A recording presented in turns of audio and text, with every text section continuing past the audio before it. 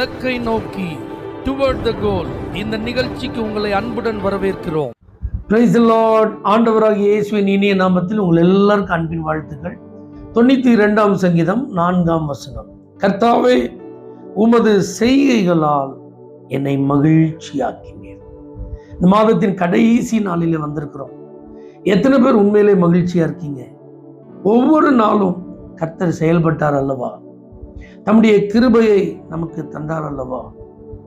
நம்முடைய வாழ்வில் அவருடைய வார்த்தைகளை நிறைவேற்றினாரே.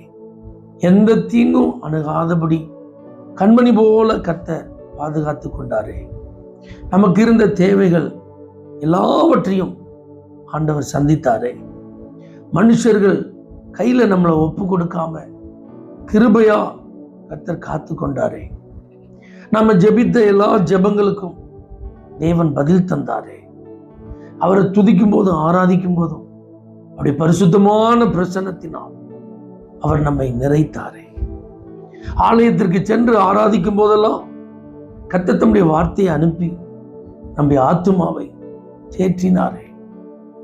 பரிசுத்தவான்களுடைய நல்ல ஐக்கியத்தை கர்த்தர் நமக்கு கொடுத்து ஆவியிலே நம்மை பலப்படுத்தினாரே. நம்முடைய குடும்பம் ஆசீர்வதிக்கப்பட்டதே. நம்முடைய பிள்ளைகளின் வளர்ச்சியை பார்க்கும்போது நமக்கு ஆனந்தமா இருக்கிறதே. எல்லாத்துக்கும் என்ன காரணம்? அவருடைய செய்கைகள். அப்ப இந்த மாதத்தின் கடைசி நாள்ல கொஞ்சம் டைம் எடுத்து ஆண்டவர் சமூகத்தில், ஆண்டவரே, உன்னுடைய செய்கைகள் என்னை மகிழ்ச்சி ஆக்கினதே, நன்றின்னு சொல்லுவோம்.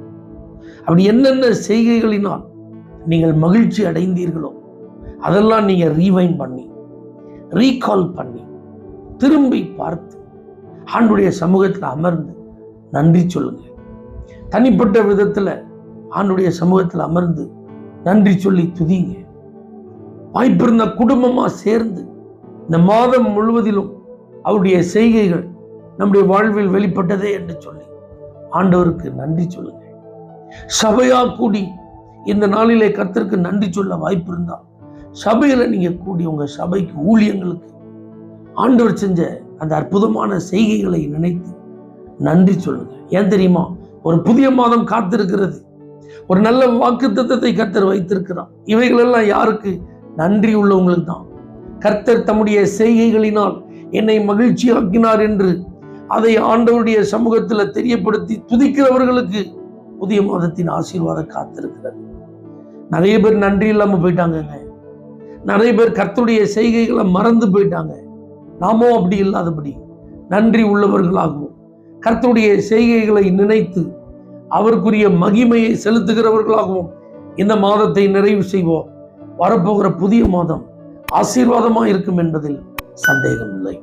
ஆவியானவரே, உங்க கிருபையினால இந்த மாதத்தை நாங்கள் நிறைவு செய்கிறோம்.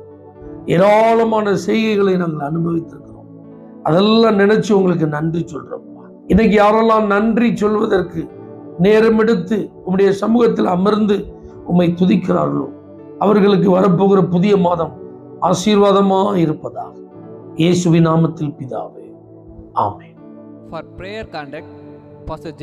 Kumar, El Shaddai Ministries, 9500252586, Surandai.